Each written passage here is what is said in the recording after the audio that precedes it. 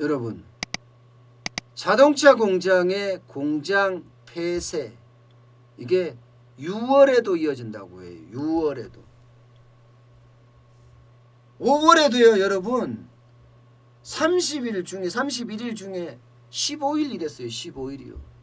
쌍용 자동차 같은 경우는 11일 일한 걸로 알고, 11일. 실물 경제가 이렇습니다. 그만큼 지금 실물 경제가 점점 충격으로 다가오는 거예요. 특히 수출을 중심으로 하는 실물 경제, 수출을 많이 하는 기업은 기업일수록 그만큼 지금 더 어려워진다. 이런 얘기를 지금 할 수가 있습니다. 자, 여러분 이 사진 한 장 보시겠습니다. 이 쌍용 자동차의 공장 생산 라인입니다. 지금 쌍용 자동차 1분기에 어떻게 됐습니까? 회계 감사가 의견 거절로 나왔습니다. 왜냐고요? 미래가 없다는 거예요. 미래가.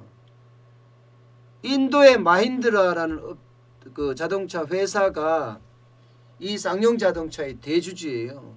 2,500억 넣기로 했는데 400억만 넣고 사실은 도망갔어요. 그러니까 쌍용 자동차 입장에서는요, 자금 여력이 없는 겁니다. 자금 여력이. 신차를 만들어서 어떻게 팔겠다. 그게 불가능하게 된 거예요. 쌍용 자동차의 경우는요. 그러니까 산업은행에서도 뭐 기간산업 구조조정 기금, 쌍용차들은 예외다. 쌍용차는 구조조정의 대상이다. 이렇게까지 이야기할 정도입니다. 근데 그게 진실일지 아닐지는 뚜껑을 열어봐야지 합니다.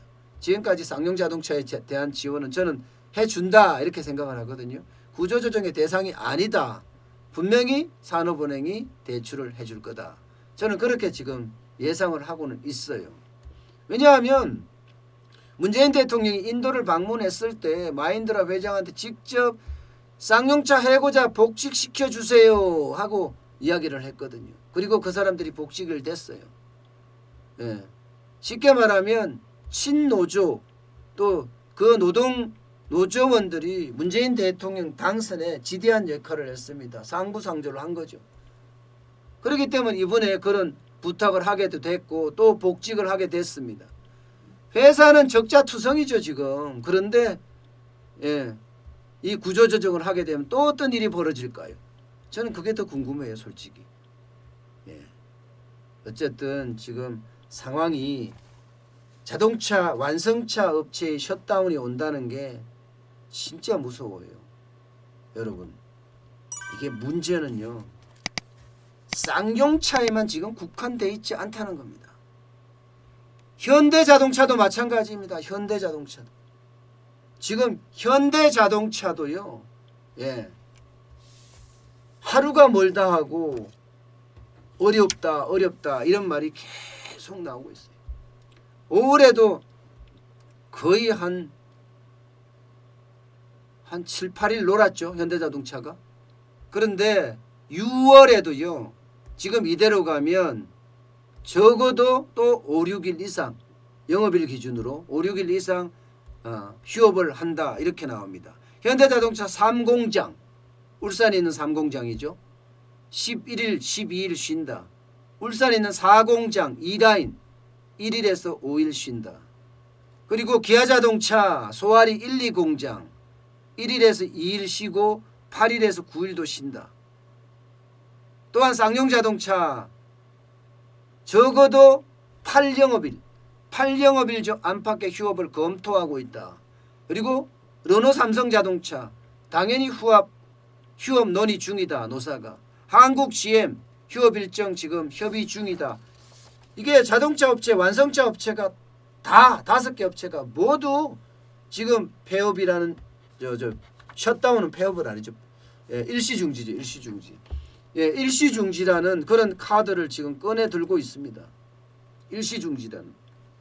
이렇게 되면 여러분, 이게 완성차가 스톱을 하면요, 당연히 1차, 2차, 3차 협력업체도 스톱을 해요.